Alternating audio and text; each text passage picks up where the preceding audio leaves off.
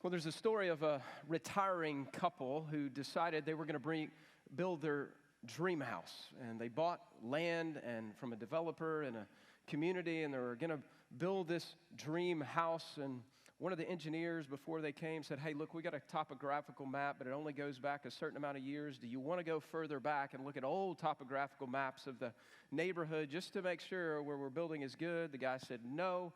Man, we want to build our home now." And so they continued to build. They built their dream home, and then they signed on the dotted line, went through the punch list as you do when you build a new house, and moved in, enjoyed some time in their home.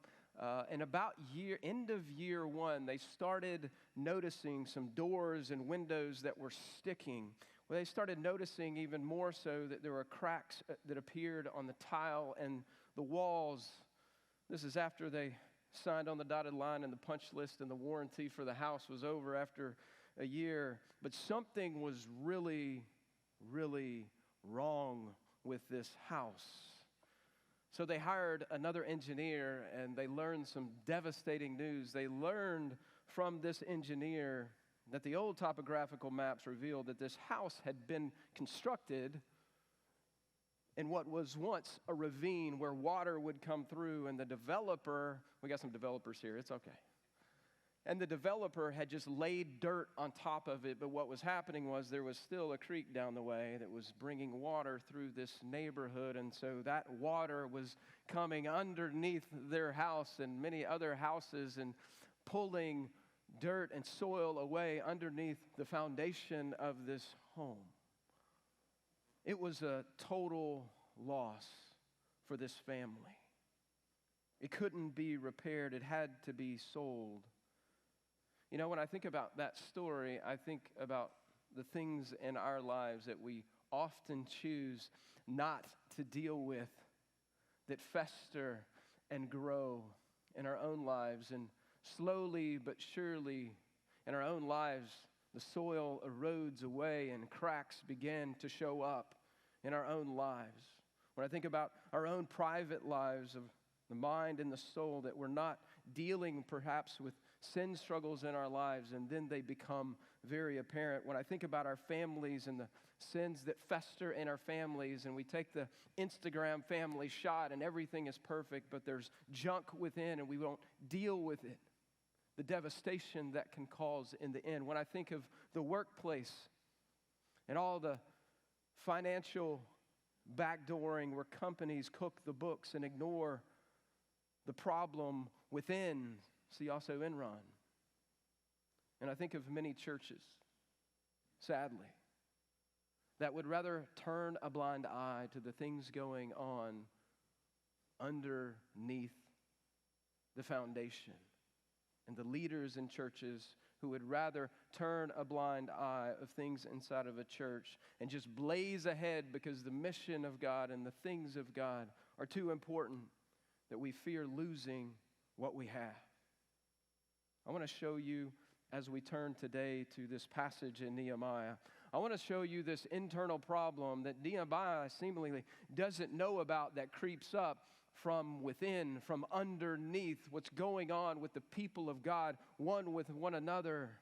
It's an internal problem, and Nehemiah finds out about this problem today very abruptly when we come to this text. What will he do about it? He's the leader. Will he turn a blind eye because he's got a mission and a task to pursue? Will he continue just to be task-oriented, or will he care for the people of God who are being exploited by the people of God? That's a temptation as a leader in any realm, whether it's your family or workplace or in the church or in your home. It's a temptation to stay focused on the task at hand and the mission at hand and turn a blind eye to the problems within and not deal with them, and yet they will fester and they will create something greater that is often devastating. Perseverance, what we're going to look at today. We've seen perseverance from the outside. Remember, they're building this wall. They've gone from exile in Babylon, ruled by the Persians, And Nehemiah has gotten permission to go back to Jerusalem and rebuild the wall that is torn down. It's been torn down for 140 years. They've already come before him with Ezra, and they've rebuilt the house of God for worship. But a wall in a community, a wall in Jerusalem would protect them for the worship of God and protect their families in the city of Jerusalem, where God's name was meant to be made great in that day. And so we're going to see this morning the enemy within. The enemy within that could be the enemy within for us as well. What do we do about it? As you turn there to Nehemiah chapter 5, it's page 401 in the Bible next to you if you need it. Today, we're pretty abruptly going to see what festering problems and sin festering with the people of God looks like as they build. And here's the specific problem. The specific problem is they're working on the wall, but the haves are basically taking advantage of the have-nots, the people that are doing all the work on the wall. There's financial greed coming down for the people who are actually doing the work on the wall. They are taking advantage of their own brethren, their own saints that are amongst them as they work on the wall for their own personal gain. So how will Nehemiah deal with this? How will he respond to this? How will the people who are effectively the perpetrators of this greedy gain respond to Nehemiah? And how will the people who've been perpetrated against respond to them? Will they be able to continue the work on the wall? That's the question. Turn with me to Nehemiah 5, and I'll start in verses 1 through 5, which really give you the problem. And we just kind of come into this text and you're like, what's going on? I'll unpack it for you as we look. So Nehemiah 5, I'm going to read verses 1 through 5. Remember, the work is ongoing. They've had opposition from the outside. Remember the Sanballat and Gershom, these four enemies that have come against them that were real chatty. They even threatened physical violence. Imagine that. The enemies of God coming around Jerusalem to oppress and oppose the people of God working there. The more things change, the more things stay the same if you look around us. And so they've dealt with the external problem. They've dealt with the way that they feel about the threats and discouragement and fear. And now we're going to look at their own problems amongst them that they have. Nehemiah 5. Now there arose a great outcry of the people and of their wives against the Jewish brothers. For there were those who said, with our sons and our daughters we are many. So it's a big family. So let us get grain that we may eat and keep alive. They don't have enough grain. There were also those who said, we are having to mortgage our fields, our vineyards, and our houses to get grain because of, note this, the famine. And there were those who said, we have borrowed money for the king's tax, Artaxerxes, from Persia's tax, on our fields and on our vineyards. Now our flesh, it's kind of a progression. Now our flesh is as the flesh of our brothers. Our children are as their children, yet we are forcing our sons, look how awful this is, we're forcing our sons and daughters to be slaves. And some of our daughters have already been enslaved, but it is not in our power to help it. For other men have our fields and our vineyards. The people of God are being exploited by the people of God. And your first point is just that. God's people don't exploit God's people for their own personal gain. No, we care for the people of God amongst us, don't we? See this outcry. These are the people. The outcry comes, note in the text, it says from the people, and it specifically lists the women and the families. And so you know this is a great outcry when it's not the men doing it, it's the women saying, we don't have enough food. Our husbands, and I think here's the picture, I think what's happening is their husbands are primarily the ones working on the wall. And so during the day, they're going, so they're not working to make money. They're not able to go and pick the grain. And they don't have enough because there's a famine. So there's some contributing factors behind the scenes to this financial squeeze. You ever felt that? You feel that now in inflation, whatever it is, 8%. When you have financial squeeze, there's a financial squeeze here. Because these people are working on the wall, it doesn't give them time to work. It doesn't give them time to go get grain. And so they don't have food, many of them. And those in this text that have property, that have vineyards, that have land, that have homes, to get grain, they're having to mortgage their land. They're having to put it up against that so that they can even have food. These are the people that are doing the work on the wall. They don't have food. They're mortgaging their properties. There's a famine. There's also a tax. So remember, we've said that Persia is a great superpower of the day, right? And they've conquered all of Israel and the whole region. They took over the Babylonians. And so, listen, the men who fought for King Artaxerxes and the Persian army didn't fight for free. And so the king in Persia had to raise money for what they did in the places that they overtook. And so there's a tax on all the people. So they're being taxed even as they work. So there's that. There's a famine. There's high tax from the king. But there's also something else. Do you see it there? It says the outcry wasn't against Persia. The outcry wasn't against, remember, the enemies that were trying to stop the work, Sanballat, Tobiah, all these guys that we've talked about. The enemy wasn't on the outside. The tax wasn't on all the outside.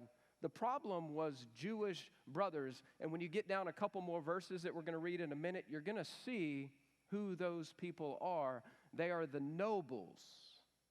They are the Jewish officials and nobles. They're the people that have power and status and money. We think we see them back in chapter 3 when Robbie preached chapter 3 in the list of people not wanting to work. They're the people back in Ezra that actually were in cohort with the people of the land that were trying to get the work to stop in the rebuilding of the wall. These were Jewish officials, cream of the crop people who had power, didn't want to work, but wanted more power in their pockets than they did care for the people of God.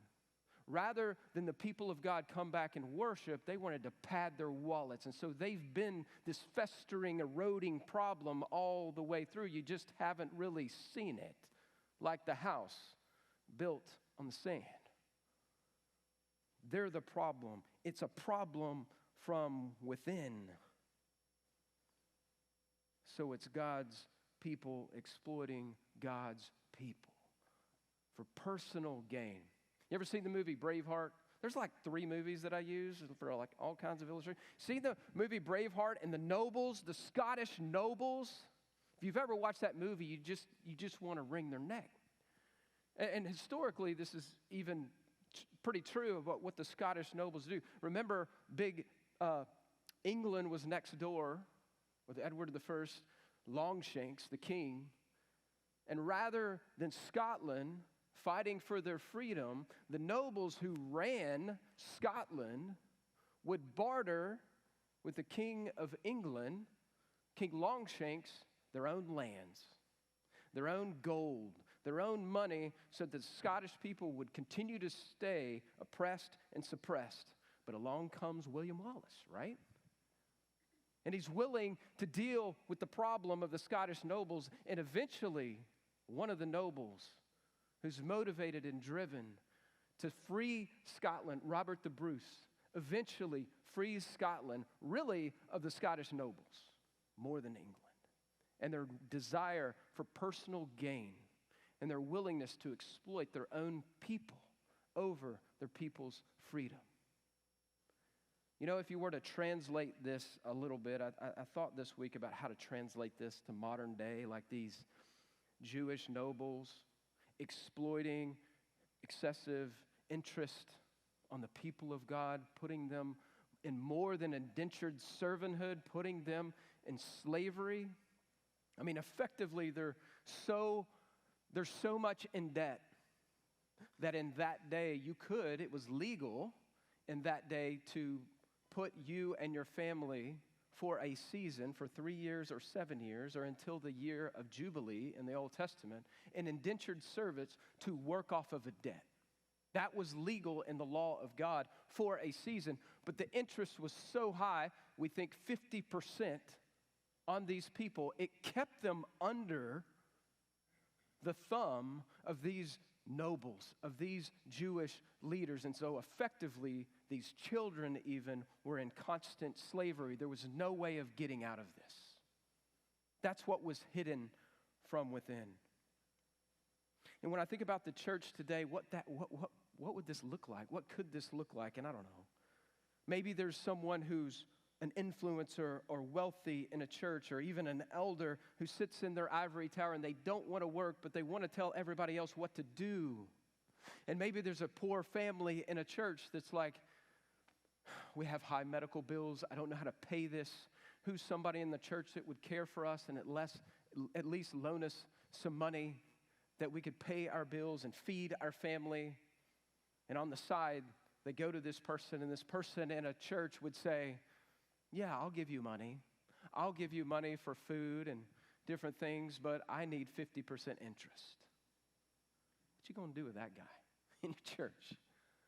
I give you 50% interest. And once that didn't go well and he got further and further in debt, that family was like, and the guy comes to him and says, well, how about I just take the house and you can mortgage the house against the food and the things that you need? And they get further and further in. How about your kids come over and mow my yard and clean my house? What you thinking about that person? We're going to deal with that, aren't we, in the church? But that is a kind of modern day picture of how awful that scenario would have been. The very people that were doing the work on the wall to restore it are the very people being exploited and taken advantage of, the people that are sitting on the sidelines because they have status and wealth and power. Rough stuff.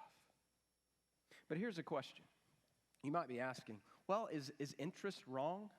I mean, I'm in finance and we charge interest to people. Is that a wrong thing? Is it wrong to charge interest to people on their home loan? It's interesting because God's law, which they would have been living under, they would have known the laws that they were living under in God's word. So what does God's word say to the people of God then? I'm going to take you to a little devotional in Leviticus for a second. Anybody hang out in Leviticus? I know you do. Not. Leviticus chapter 25. This is a great text. It spells it out. If you go to Deuteronomy chapter 23, it spells it out as well.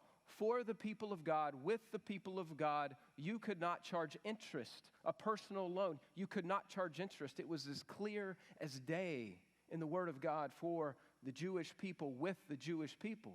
You could loan them money.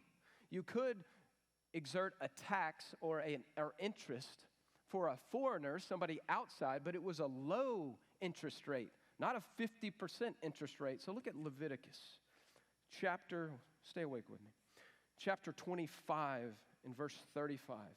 This is as clear as day. If your brother becomes poor and he cannot maintain himself with you, you shall support him as though he were a stranger or a sojourner, and he shall live with you. Take how much interest? No interest. Take no interest from him or profit, but fear your God. We're going to see that again. That your brother may live beside you, not in subjection to you. You shall not lend him your money at interest, nor give him your food for profit. That's what was happening. I am the Lord your God. I'm the one who brought you out of the land of Egypt to give you the land of Canaan to be your God. What he's saying is, I've given you everything. You are a steward of all the things you have. How can you take and make a profit off what is actually mine?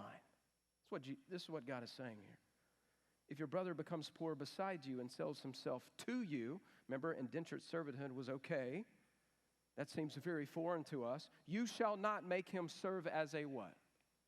Slave, which is what they were doing. They were enslaving people. He shall be with you as a hired worker and as a sojourner. He shall serve you until the year of Jubilee, and that's when the debts were made free. You're not bound to that anymore. He shall go out from you, and he and his children with him, and go back to his own clan and return to his possessions and his father. You're caring for people in need. That's what's happening here. You're meeting them where their need is in the household of faith. For they are my servants, verse 42, whom I brought out of the land of Egypt. Remember, here's again, God is saying they're my people. They're not yours, they're my people. They shall not be sold as slaves. You shall not rule over them ruthlessly, but shall fear, here it is again, fear your God. Clear as day, they know what they're doing. They're doing it underneath what's going on with the wall. And maybe you say, man, I would never do something like that. And I believe you. I would never do something like that. But let me ask you, what will we do when we're squeezed with our finances? What will we withhold when we are in a squeeze in finances for the people of God, for those who are in need? What will we do when the desire for more, that shiny thing that you want, when the desire for more creeps in and captures our heart? Are we willing to do what we want to do to get what we want financially, and maybe we don't care who we have to run over to get it? What does that look like, fellows, at work?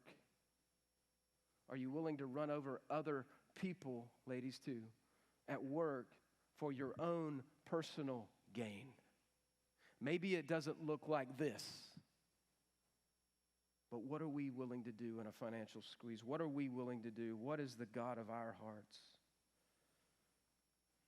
Consider that. And also consider Jesus.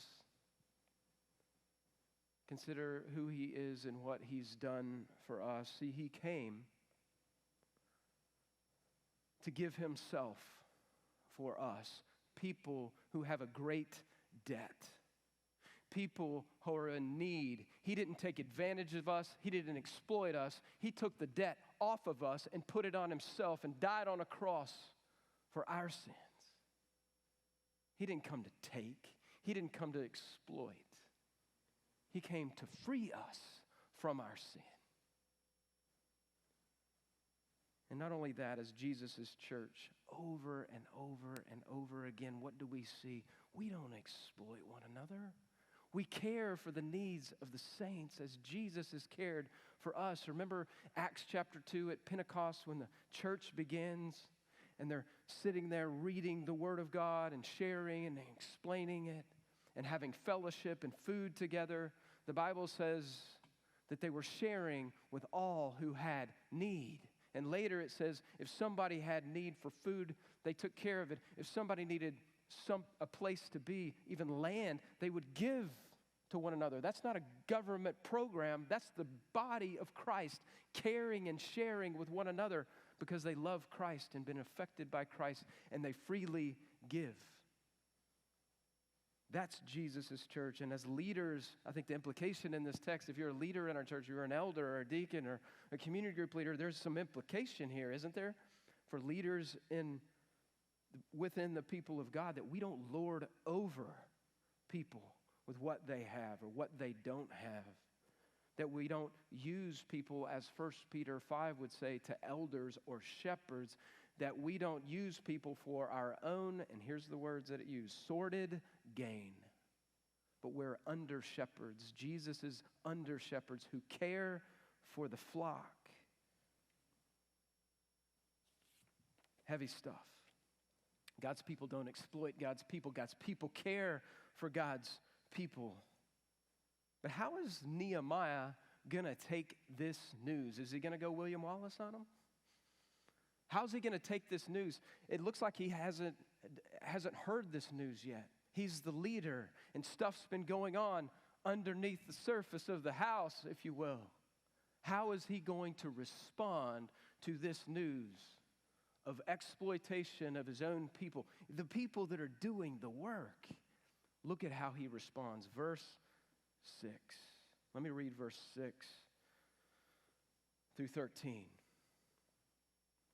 I was very angry How about that?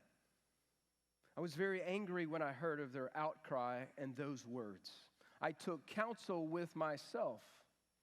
I think he's praying probably to God too, as he's done before. And I brought charges, and here's where you find out who actually it is, against the nobles and officials. These are the Jewish brothers that you see in verse 1. And I said to them, you are exacting interest from your brother. Remember Leviticus? We don't do that. And I held a great assembly. So he doesn't do this deal privately. Do you notice that?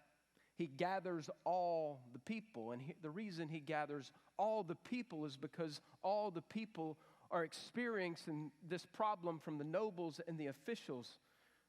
And so the breadth of the problem needs to be addressed amongst all. So he gathers everybody. This is uncomfortable, but he does it.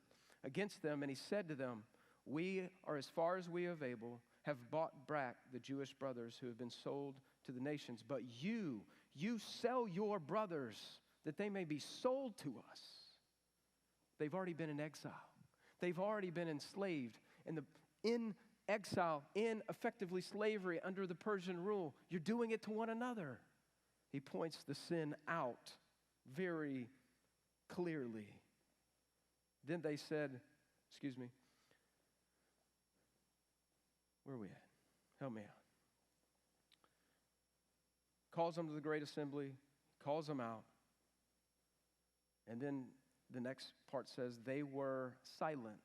They could say nothing because they were guilty. They're admitting that they're guilty. They were silent and could not find a word to say. Isn't that where we get when we're guilty? We ought to. They're not making excuses. So I said, the thing that you are doing is not good. That's the understatement of the year.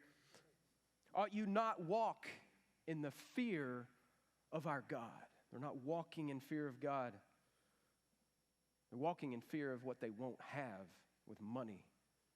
To prevent the taunts of the nations, meaning this is a bad witness to the world around us. Moreover, I and my brothers and my servants are lending them money and grain. So the other leaders, Nehemiah including, are making up the difference so these people have food. And he says this to them, let us abandon this exacting of interest, this sinful practice, usury, effectively. Return to them this very day their needs, their fields, their vineyards, their olive orchards, and their houses, and the percentage of money, grain, wine, and oil that you've been exacting from them. And look at this. See, we would stop right there, wouldn't we? They should get what's coming to them. Nehemiah doesn't do that. Look at it. We will restore, these are the nobles and the officials, we will restore those and require nothing of them. So there's repentance. We will do as you say, as I called the priests and made them swear to do as I have promised. So there are accountability for these guys. I also shook out the fold of my garment and said, so may God shake out every man from his house and labor if he does not keep these promises. So now he's talking to all. There's fear amongst all to go, hey, are we complicit? We ought not do that. And all the assembly said, amen. And they praised the Lord, and the people did as they had promised. So is Nehemiah willing? Is he willing to take courage and go, I don't care if they're nobles. I don't care if they have power. I don't care if they're wealthy. I don't care what happens to me. I'm willing to step in to that ring with those guys and call them to account. He does. Here's your point. Godly leaders discipline leaders even for grievous sins against God's people. Godly leaders have to be willing to look at their own, in a sense, and go, you're not above being disciplined. You're not above being called out. But you see his response. He doesn't lash out at them. As a matter of fact, he's willing to step into that space. But he not only calls them out, what is he doing? He's even willing to restore those Saul Goodmans, effectively, these kind of loan shark guys. He's willing to call them out, but he's also willing to restore them. Do you see that? Are you willing to do that with people? I don't know if I would be. Be like, you're gone. I'm going William Wallace on you. He's willing to restore God's people. Isn't that the grace of God in our lives? Whether it's financial or other. That's the beauty of the gospel. This is what God does with our sin. He takes it on, no matter what it is. He exposes it and he deals with it. And we're silent, hopefully, before him and repent, and he restores us. Nehemiah, the great leader, is willing to press in, but he's also willing to restore these men. And not only that, he takes the opportunity before the whole assembly. And you see that phrase there? He uses it a couple of times, shake out. When our kids were really little, my dad did this to me too. But remember if you have a little boy at least, and they're in the sand pit, and they're like 2, and you're like, it's time to go, and you're looking at them, and you can't see all the sand, but you know it's coming, and you know it's going to get in your car. I used to do this. I don't know if this is being recorded. I don't know how you feel about this. But I'd grab him, like, all right, lay down, buddy. And I'd grab his feet, and I would hold him by his feet, and I would just shake him. He kind of liked it. Just close your eyes, shake him. Just shake him out. Shake all the sand out before you go. And maybe when they get a little bit older, maybe they're going to community group, or maybe they're going somewhere and they haven't learned that the other kids' toys aren't theirs. Ever had that situation? And they take it and it's in their pockets, and they come home with it, and that's a little pattern. You have to kind of work through that. And what do you say after you know that's been a little problem when they come home? Empty your pockets. That's what Nehemiah is doing with the people. He takes opportunity to empty the pocket and say, if any of us are guilty, we need to be shaken out. We want to be right before God as we do God's work. You know, there's an interesting parallel, I think, in the scriptures, in the New Testament scriptures, to this. When you come to Matthew 18, Jesus gives maybe what I think maybe that I can find in the scriptures, the only like step-by-step process of doing something, and it's church discipline. And you think church discipline, and you think about the person you might know that got kicked out of the church, or maybe for some people that sounds like a terrible thing, but the purpose of church discipline is not just to kick somebody out of the church. The purpose of church discipline is so that sin comes to the surface. After sin comes to the surface, that there is a repentance of sin and a return and a restoration. And that's exactly what Nehemiah is doing in this passage. He's calling these guys out for their sin that's affected the whole people of God, that would have affected the work. This would have been a strike. This would have been a work strike. They would have continued to work under these conditions, nor should they. And he's willing to call them out, but also, and they come too, they're silent. They return stuff. The things that they stole, they returned. And then he takes the opportunity. And if you've ever sadly been in a church where there is church discipline, and it goes from, hey, go make it right with your brother, and the brother doesn't, or sister doesn't come back, and then you take 2. This is what Jesus says to do. And if they repent, it's over. If they don't, tell it to the church. Tell it to the leadership. If they don't, tell it to the whole church. Kick the person out. Here's what happens here. You don't get to the end of church discipline here. You see restoration, and it's a beautiful thing. That's why at the end of this process, all the people say amen. All the people praise God that we've dealt with the sin within, and it's a warning and fear of God. Do you see that? And that's what God does with us in the gospel. He calls us from where we're at.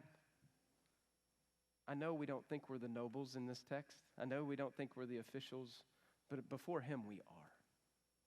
That's who we are. And he calls us out.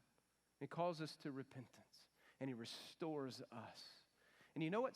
That's salvation, and it changes the playing field for us. But you know what sanctification is like as well? The living out of the Christian life, you know what it's like as well? It's a similar pattern, different but similar pattern. It's I'm in sin, maybe financial, maybe other. There's repentance. We come before the Lord, and there's restoration and fellowship again. That's what sanctification is as well, right?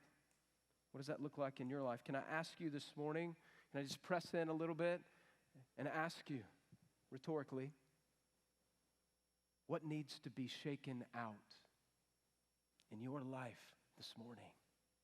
As a church, what needs to be shaken out in our lives, in our church? It's a dangerous question to ask, but it's a beautiful thing when there's restoration, when God redeems what is wrong. Nehemiah has been stepping into some really hard leadership task here of stepping into that kind of space. So here's the question. How's Nehemiah's tax return? Anybody seen it? How's his contribution statement at the end of the year for church? How about him? How does he do with his financial dealings? I mean, he's the one meting out, in a sense, the discipline here. How's he doing? You come to the text in verse 14, and Nehemiah gets a promotion. And what happens when you get a promotion? Sometimes there's extra privileges. Sometimes there's extra things that you didn't have before. It's a kind of a time of temptation. Look at it. Verse 14.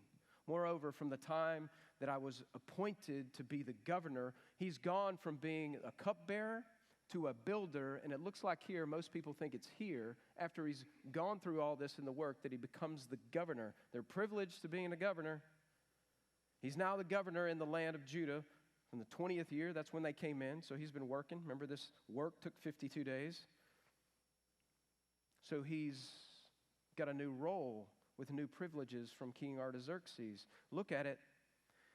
You just kind of see it, and I'll explain it. Neither do I or my brothers eat from the food allowance of the governor. The former governors who were before me laid heavy burdens on the people and took from them, from their daily ration, 40 shekels of silver. Even their servants lorded it over the people.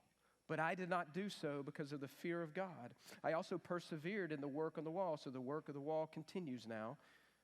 And I acquired no land, and all my servants were gathered there before the work. Moreover, there were at my table 150 men. Think about a party with 150 people you got to feed. Jews and officials, besides those who came from us, from the nations that were around us. Because as a governor, you have to entertain. This is the food allowance. Now that was prepared at my expense. For each day was an ox and 6 choice sheep and birds, and every 10 days all kinds of wine in abundance. Do you know how much that would have cost? Yet, for all this, I did not demand the food allowance of the governor because, look at it, this is great, because the service was too heavy on the people, because all the money that comes from the food allowance comes from them being taxed, the people of God who are working on the wall, the people of God who are suffering, the people of God who don't have food. Remember for my good, he's talking to God, oh my God, all I've done for this people. So not only do God's people not exploit God's people, not only do leaders sometimes have to discipline other leaders for grievous sin against God's people. God's leaders have to aim to practice what they preach, to live above reproach, if you will. The call of the godly man in the New Testament, that they're living a life of being above reproach here financially. These promotions, the food allowance, it was like the kings, if you were a governor, you had like a per diem, and it was really high. You could eat whatever you want, the choice food, but you also had to entertain people, dignitaries, with that. And instead of choosing to take it, which he could have, it was permissible.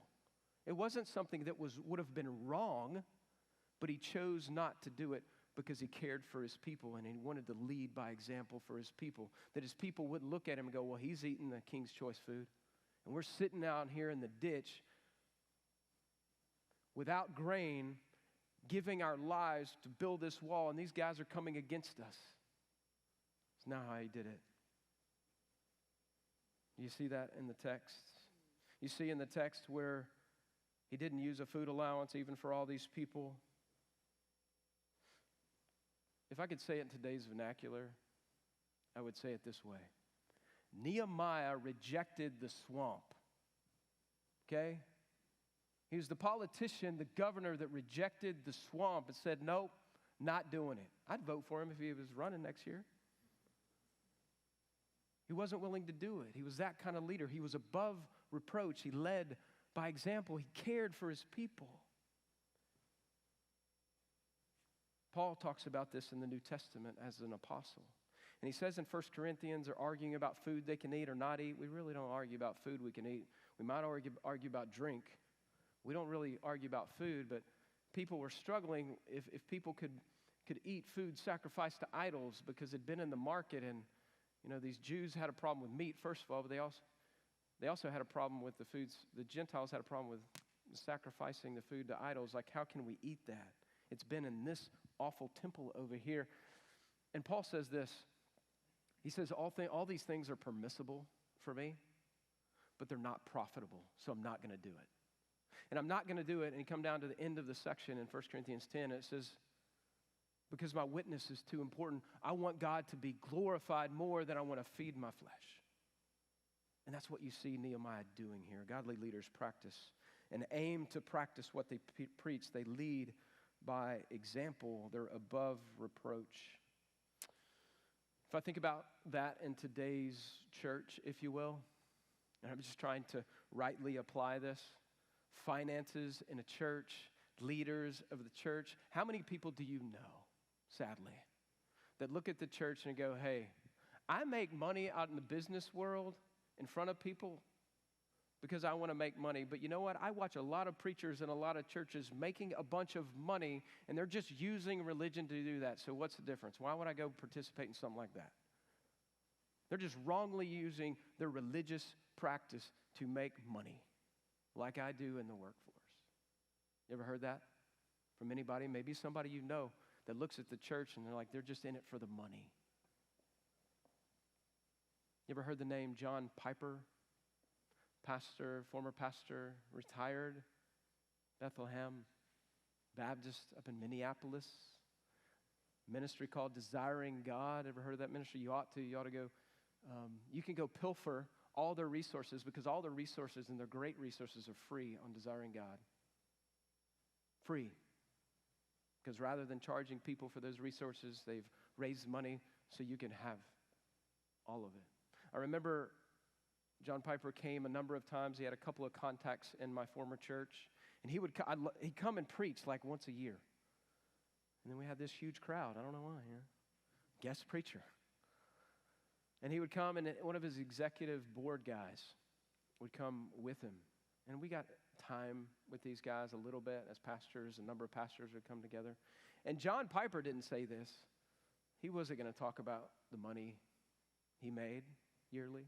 But one of his executives, we were talking about this kind of thing in the church. And he's like, y'all, John would like me telling you this, but he's taking the same salary. We can't pay him more. He won't take anything off the top from Desiring God. It's his resources, basically. He won't take it. He's lived in the same house for 30 years. He won't take more salary. And every year we try to get him to take a little bit more salary. I mean, he lives in the area of Minneapolis where all the George Floyd stuff was happening and all the riots. He's been there a long time, so the neighborhood's gotten worse. He still lives in the same house. And if you ask him, he's like, I don't want there to be any stain in money that I would take more than I need, that the gospel be perverted by the money that I made. I want you to contrast that with like a prosperity gospel preacher, a word of faith preacher. You know, there's a guy, and I usually don't do this, but there's a guy, but I will with this. There's a guy named Michael Smith, but that's not what he goes by. He goes by Creflo Dollar. He's a pastor, and he's worth $30 million. Let me ask you a question.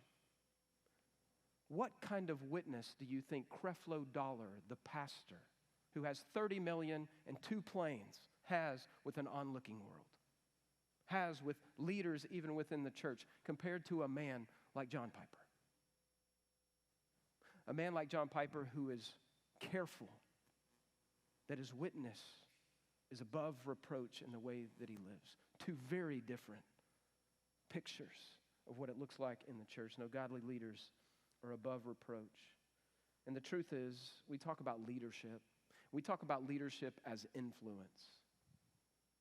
And there's all kinds of books written on influence, charisma, etc., strategies. But if you really, as a Christian leader, want to have influence, it starts and really ends with your character. Are we living above reproach? And really, I think at the heart of this with Nehemiah is, are we generous? Whether we have a financial squeeze or not, are we able to be generous people? Are the people of God generous with caring for the needs of others, for caring for the needs of the church? Are we generous with what God has given us? I want to say this because this is important. If I just closed it down right now, you're like, man, I don't know if I can do all of that. And I would echo that. Listen, left to ourselves, if we're honest, we're way more like the nobles and the officials. We're way more, left to ourselves in a squeeze, we would be willing likely to exploit other people for our own, what we would say, needs or wants. Left to ourselves. That's who we are. Left to ourselves, we would look for our own personal gain. Left to ourselves, we wouldn't be willing to keep others in check for what they're doing to the people of God because we're too scared of man. We live in fear of what that would look like. Left to ourselves, we really can't practice what we preach, can we? But Paul said it this way: I am what I am by the grace of God only. He also said this: thanks be to God who gives us the victory in Christ Jesus. And he also enables us to kind of get downwind of ourselves and say, who has a need? He enables us by his Spirit as believers in Christ to see as he sees, to care as he cares. That's the beautiful gift that he gives us, of his Spirit in our lives to go, I'm going to move toward that need, not away from it. I'm willing to step into hard spaces as a leader, even with other leaders, if God's name is being harmed. I'm willing to do that because I don't need to fear God and fear man. I fear God. And while it's a daily struggle to practice what we preach, and that's the message if you're new to church, we're not saying we've got it all together. We're actually saying the opposite. We're saying we don't have it together, and God works in us to humble us, to get us to a place to admit that we're wrong, admit that we have need, and restores us. And that's why we serve, and that's why we're here. We're not here because we've got it together. Only the grace of God. You see, Jesus died, and he paid our debt that we can't pay. And he's restored us on the basis of what he's done, not what we've done. And he enables us to do what Nehemiah does here. There's something I've been holding out, and we'll close with this. There's something in this text I've been holding out. It's something Nehemiah says to the nobles and to the officials when their sin is exposed. He also says it later about why he's able to practice what he preaches. If you look at verse 9, when he calls the nobles out, he uses this phrase: you are not walking in the fear of God. And that makes sense, right? What are they walking in? They're walking in the fear of what they're not going to have, their comforts, what they want. They're walking in the fear of not having more. And so they're willing, because they value that, to exploit even God's people. And you think about Nehemiah. I don't know if you've ever been in a position where there's somebody maybe over you or somebody wealthy or somebody influential, and you've got to do the hard thing and call them out for something or say that's not right because they're harming the people of God. I've been in ministry a little while. Sometimes I've had to do that. And I'm often have been shaking in my boots because I fear man. I fear what they might do to me, what they might say about me. I fear my job in the church. The reason why he could press in with these influencers and these nobility and those who had power is because he feared God more than he feared man. And the reason he didn't take the king's allowance, the reason he didn't make a name for himself and take more land and take more things for himself that he would have been allowed as a governor. He could have gotten in the middle of the swamp and made a name for himself and provided for his family for the rest of their lives. He didn't do that because God was watching. He feared God. And that's the thread that runs through this text. And so if you know Christ today and you've been forgiven, you can. You're enabled, not in your own strength, but in the strength that his grace provides, to walk in the fear of God. That's your takeaway today. C3, walk in the fear of God. Let me pray.